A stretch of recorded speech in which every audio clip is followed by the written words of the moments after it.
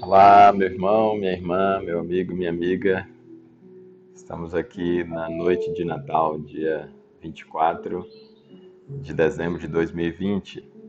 Estamos aí vivendo a nossa pandemia, que não é nossa, já já está indo embora, né? E que está passando por a gente. E eu queria meditar com você que tiver um tempo para mim, que vai ouvir ainda hoje, ou possivelmente amanhã, dia 25, ou em qualquer outro momento. Essa palavra mesmo. A reflexão, sendo voltada para esse momento do Natal, ela se aplica a todos os momentos. A palavra Natal, como nós todos sabemos, ela tem o significado de nascimento, né? E fala justamente do nascimento de quem? Do nascimento de Jesus, que aconteceu há um pouco mais de 2000 anos atrás. Há um pouco mais de 2000 anos. E hoje eu meditei bastante no livro de Malaquias, pensando justamente no Natal, e é isso que eu queria compartilhar com vocês. A minha vontade era ler todo o livro de Malaquias, ele é apenas 4 capítulos, eu li algumas vezes, meditei algumas vezes nele no dia de hoje. Mas eu vou procurar não fazer, eu vou passar os olhos e tentar extrair para você algumas lições, alguns aprendizados que eu extraí daqui, quero compartilhar com você, e não ler completamente para diminuir as chances de você não assistir o vídeo ou de não assisti-lo todo. Assim que a gente começa o Novo Testamento, nós temos o livro de Mateus, Marcos, Lucas, né? E João, que são os 4 evangelhos. Os 3 primeiros evangelhos, 2 deles vão trazer, chamados evangelhos sinóticos, eles vão trazer a genealogia de Jesus e apresentam Jesus a partir da sua genealogia. Eles apresentam Jesus a partir dos seus antecedentes, desde a mais remota ancestral até os seus pais, até Maria, até José, para daí situar Jesus, identificar Jesus com a humanidade. Mas eu amo toda a Bíblia, mas o Evangelho de Lucas, muito mais, e Lucas no seu capítulo 1, ele já apresenta Jesus sob uma outra ótica, né? E ele apresenta Jesus como sendo aquele que lá no princípio, aquela palavra que lá no princípio estava com Deus e era Deus.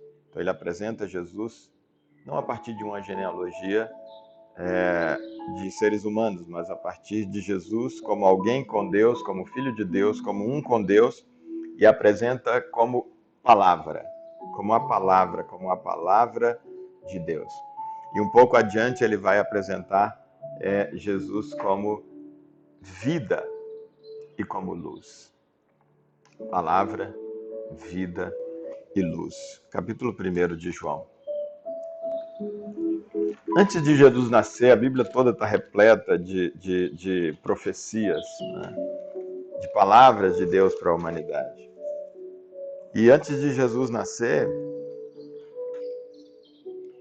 nós temos um intervalo de algo em torno de 400 anos. 4 séculos, é muita coisa. Para a gente ter uma ideia, o Brasil tem pouco mais que 4 séculos, né, de descobrimento, entre aspas. 4 séculos sem Deus falar com o povo de Israel. Eles que estavam habituados a Deus sempre falar com eles, sempre levantava algum profeta para falar com eles, sempre a cada geração tinha a palavra de Deus falando através de um profeta, através de um juiz. E o povo de Israel vivia altos e baixos, né? Quando estava fora da presença e da vontade de Deus, vivia momentos de fraqueza, de domínio pelo inimigo, de derrota, e de repente Deus levantava alguém, um profeta, para dizer para eles: é porque vocês não estão me obedecendo, vocês estão longe de mim, vocês me abandonaram. E chamava o povo ao arrependimento, e o povo se voltava para Deus, e voltava então e começava a viver um momento de comunhão com Deus, e portanto as coisas voltavam a ir bem. A luz, um certo sentido ali para o povo de Israel, era reacendida, né? A palavra de Deus trazia isso. A vida era retornada ali para aquele povo, era trazida de volta. Mas de repente, ele traz uma palavra aqui em Malaquias, pelo profeta Malaquias, para o povo de Israel. E depois disso passa-se 400 anos, 4 séculos, sem uma palavra de Deus para o povo de Israel, para a humanidade. E de repente agora a palavra de Deus vem não mais através de um profeta, mas a palavra de Deus vem materializada, encarnada em Jesus. A palavra de Deus é soprada no ventre de Maria. E ela começa então a gestar Jesus a partir desse sopro. E 9 meses depois ele nasce. O próprio Deus, a palavra, a vida, a luz se torna ser humano e habita entre nós. Mas eu não quero focar no nascimento de Jesus em si, tantas mensagens que a gente poderia compartilhar, mas que você que pelo menos nesses dias está procurando alguma coisa a respeito, vai ver algumas aplicações ali no Novo Testamento. Mas como eu falei, eu quero voltar, e foi o que eu passei o dia hoje meditando. Nesses 400 anos, antes desse nascimento de Jesus, antes de Deus encarnar em Jesus, através de Jesus, antes do Verbo se apresentar na forma de gente e falar conosco de uma forma diferente, como há um texto na Bíblia que diz que Deus por muitas formas falou conosco, pelos pais, pelos profetas, mas hoje nos tem falado através de Jesus. Isso é Natal. Mas o meu foco, como eu falei, é nesse período que para muitos é chamado, esses 400 anos, é chamado de período do silêncio, que é o período em que Deus se calou, que Deus não falou, através dos seus profetas com a humanidade. E eu queria ver alguns detalhes, então, dessa última vez que Deus falou com a humanidade. E queria ler com vocês, livro de Malaquias, eu quero ler alguns trechos. Ele começa dizendo: eis a palavra profética de Yahvé, o Senhor, contra Israel, anunciada por intermédio de Malaquias, meu mensageiro. Contra Israel.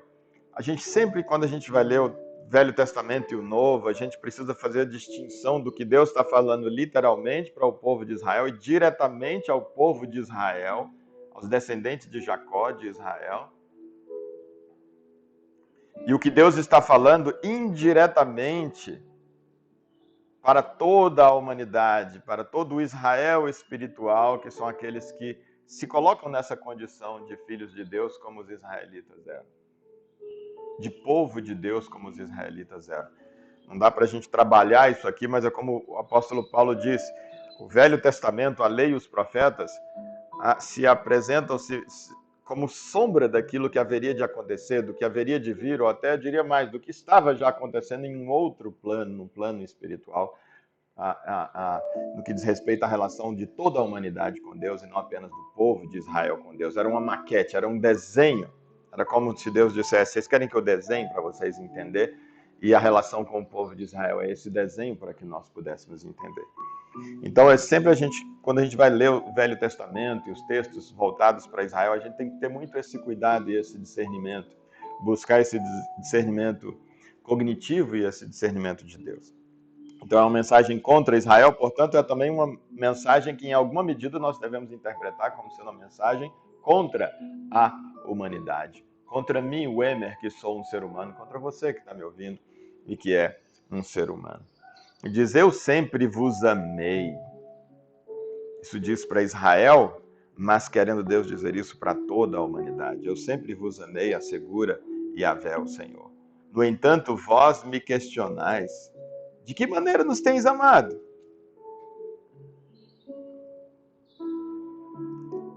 A humanidade, então, Israel questionava, e nós, como seres humanos hoje, no século 21, nós questionamos também como que Deus nos tem amado. Deus tem amado a gente?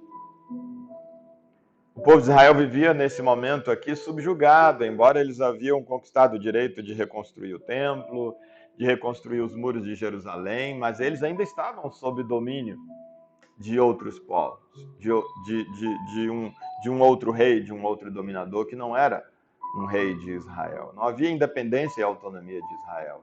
Eles tinham que pagar tributos, eles tinham eles eram dominados. Coisa que Deus prometeu que não ia acontecer com o povo de Israel se o povo o obedecesse a Deus.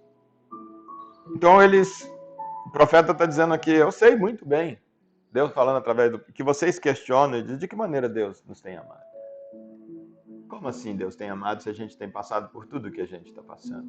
Se a gente não é cabeça, a gente é cauda. Se o mal está afetando a gente. Nós poderíamos justamente esse ano de 2020 dizer, como assim? Deus me ama. Deus ama a humanidade. Se nós passamos 2020, toda a humanidade, todo o planeta, atingindo do menor ao maior, do mais novo ao mais velho, do mais bonito ao mais feio.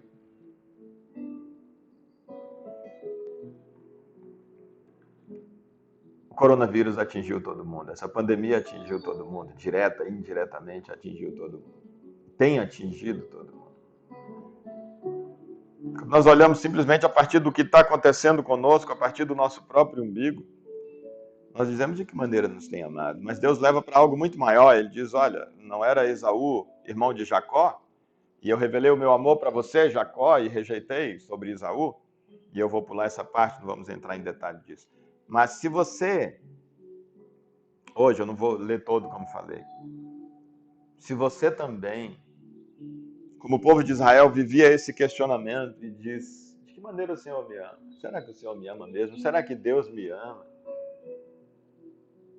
Se você, em alguma medida, está vivendo um questionamento como esse, não tem certeza do amor de Deus por você, você está vivendo esse momento de silêncio, como esses 400 anos de silêncio que a humanidade viveu. A sua alma está vivendo esse momento de silêncio. Está vivendo esse momento de escuridão e precisa da luz de Deus. Momento de silêncio e precisa dessa palavra de Deus que foi revelada em Jesus. Você está vivendo um momento de morte, você precisa que essa vida revelada em Jesus no Natal, no nascimento de Jesus, aconteça para você e em você e através de você.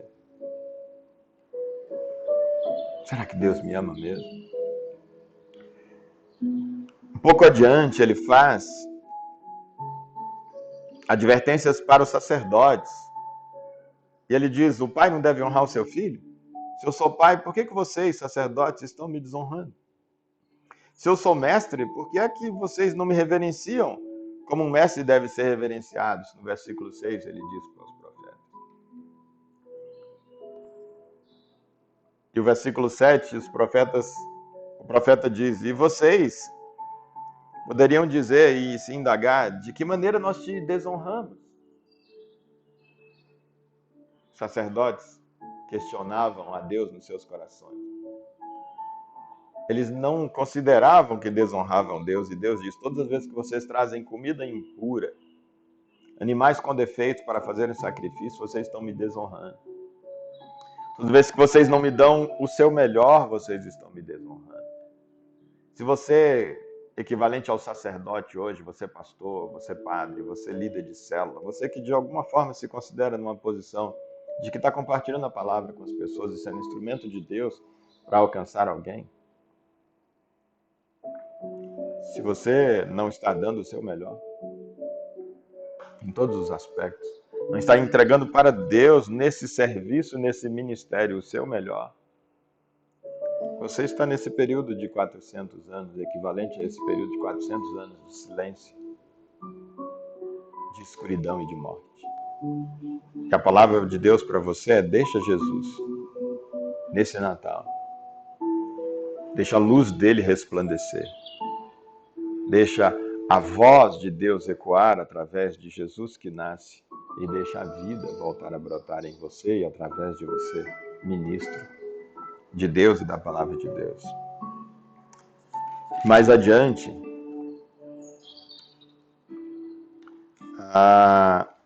no capítulo 2,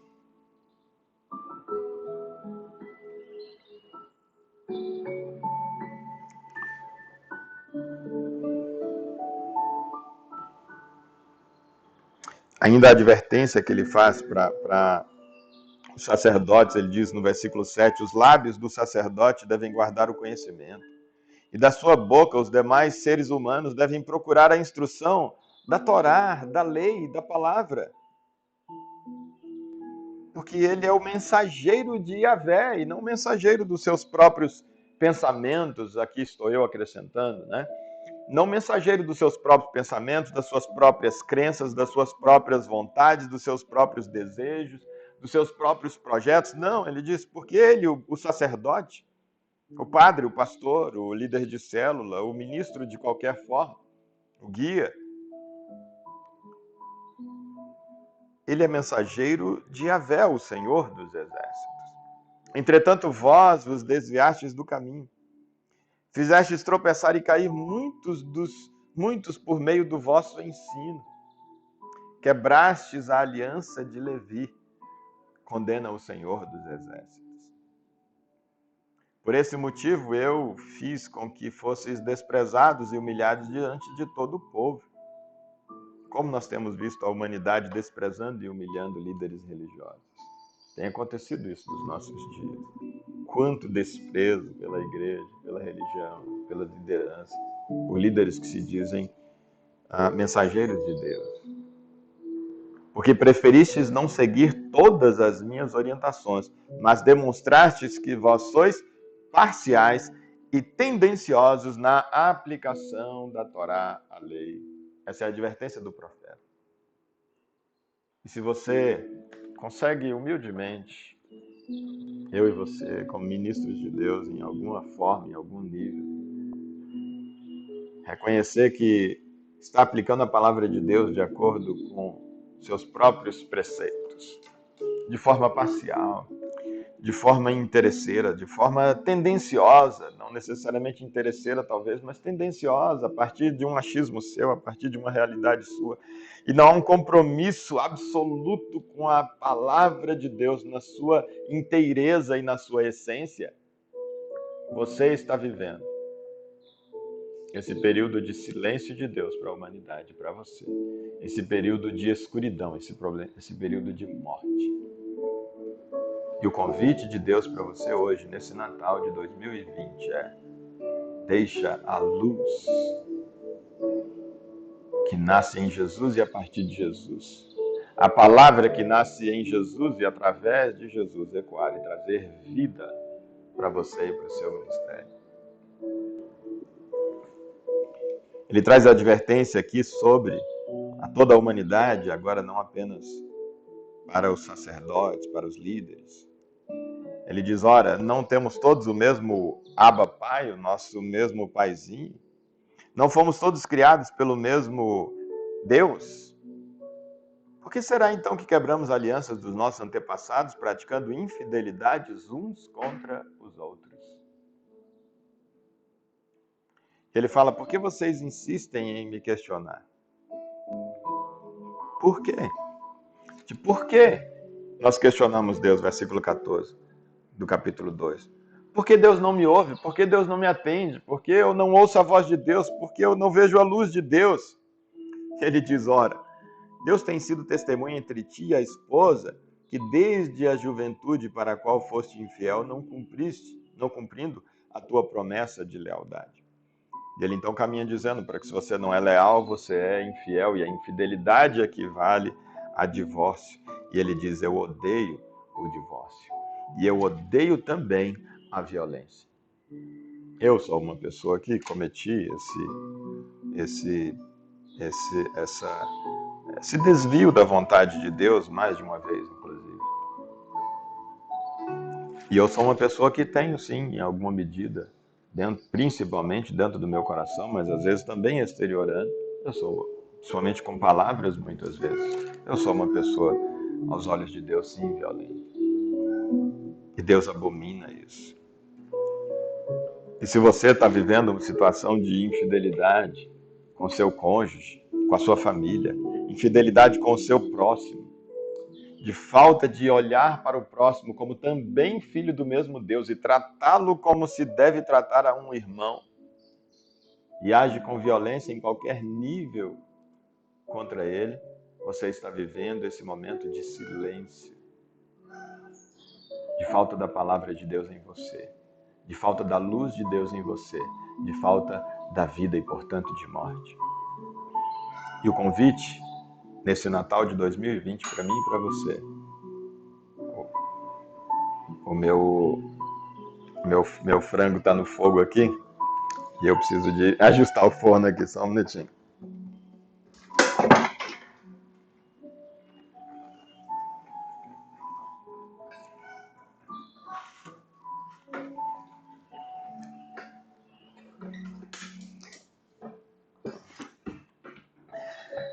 Então, o convite de Deus para mim e para você é de que nós deixemos a luz de Deus através de Jesus que nasça em nós e através de nós e produza vida.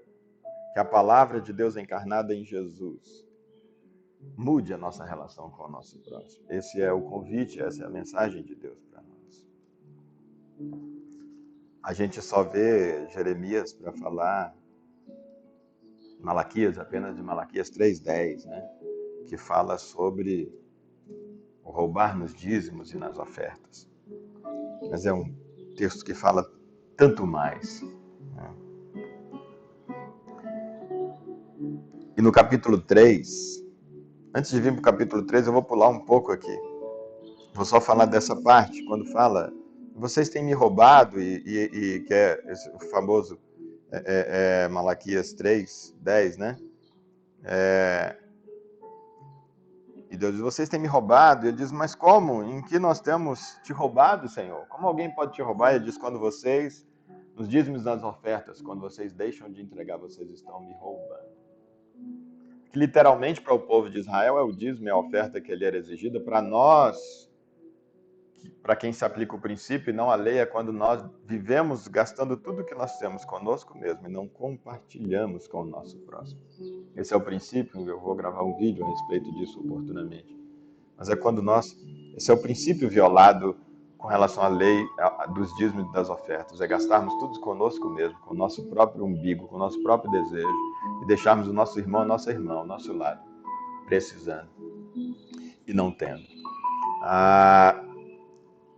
E se você está nessa situação em que você não consegue estabelecer provisões, e aí pegando a lei de Moisés, no mínimo desses 10%, mas a ideia de avançar e de ir mais para isso, mas que você gasta tudo com você e não consegue separar uma parte do seu orçamento e ir aumentando, inclusive na medida das suas possibilidades, para você compartilhar um pouco do que você tem recebido para abençoar outras pessoas. O que Malaquias está dizendo é você está vivendo esse período de silêncio. O que a palavra de Deus diz para nós é isso. Esse tempo de silêncio, que aqui começaria, né? Ia começar aqui, ia durar 400 anos. Você está vivendo a falta de luz, a verdadeira luz, e você está vivendo a morte. Você não tem vida. Quando você não olha e não compartilha com o seu irmão. O capítulo 3, aqui, versículo 1, diz a promessa aqui, agora falando sobre Jesus, sobre esse Jesus revelado pelo apóstolo João, pelo evangelista João. Eis que eu enviarei o meu mensageiro. Esse mensageiro agora aqui não seria mais um mensageiro como Malaquias, que era um mensageiro que fala através da sua boca o que Deus diz, mas aqui já está falando sobre Jesus, que 400 anos depois, esse mensageiro que falaria não a partir da palavra, da boca, aliás, desse som emitido pelas cordas vocais, mas ele falaria através da sua própria vida, ele falaria através da materialização. Essa mensagem seria o próprio verbo encarnado. E ele então diz aqui, eu enviarei o meu mensageiro, que preparará caminho diante da minha pessoa. Aliás, perdão, aqui ele está falando de João Batista ainda, né? Que antecede essa vinda de Jesus e que viria, esse ainda era verbalizado, portanto, para preparar diante de mim o caminho da minha pessoa. Então, falando desse momento em que Jesus, o próprio Deus, viria na pessoa de Jesus. E então, de repente, o Senhor, a quem buscais, o anjo da aliança, a quem desejais, virá para o seu templo. Essa vinda, esse momento de Jesus aqui, que seria então precedido por João Batista. E ele certamente vem, anuncia Yahvé. Contudo, quem suportará o dia da minha vinda? Quem permanecerá de pé quando ele chegar? Pois ele será como fogo do ourives e como sabão do lavandeiro. Porque quando Jesus chega para nascer, e hoje em 2020, quando ele chega para nascer na sua vida, na minha vida, ele vem como fogo que purifica. Ele vem como o sabão do lavandeiro que limpa, o fogo do ourives que purifica o ouro e a prata. Ele vem como o sabão do lavandeiro, da lavandeira, da lavanderia que purifica, que limpa, que tira a sujeira. Para o sacerdote, para o pastor, para o padre, para o líder, para o guia, para mim, ser humano. Em áreas como essas exemplificadas, mas tantas outras na nossa vida em que temos mostrado falta de luz, falta da palavra de Deus em nós. O nascimento de Jesus é algo extremamente glorioso, maravilhoso, mas ele vai vir para nós. Quando ele acontece na minha vida e na sua vida, como fogo que purifica, como sabão que limpa.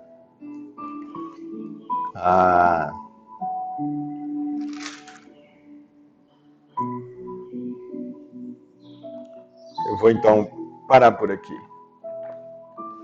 Eu desafio você a ler o capítulo de Malaquias todo, o livro de Malaquias todo, são apenas 4 capítulos. E eu convido você, meu irmão, como eu tenho me convidado ao longo desse dia, para deixar Jesus nascer em mim. Ele nasceu, se materializou 2000 anos atrás. Isso foi para viabilizar, para possibilitar que o Espírito Santo nascesse em mim e em você, em todo mundo na humanidade que tiver interesse nisso, que quiser esse fogo em si, esse sabão nascendo em si.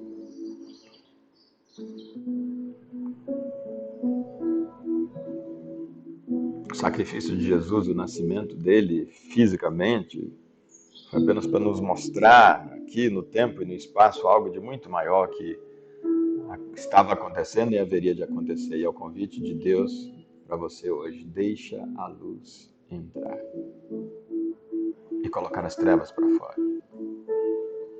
Deixa o bem entrar e varrer o mal da sua vida, da sua história, da sua realidade, dos seus negócios, dos seus relacionamentos.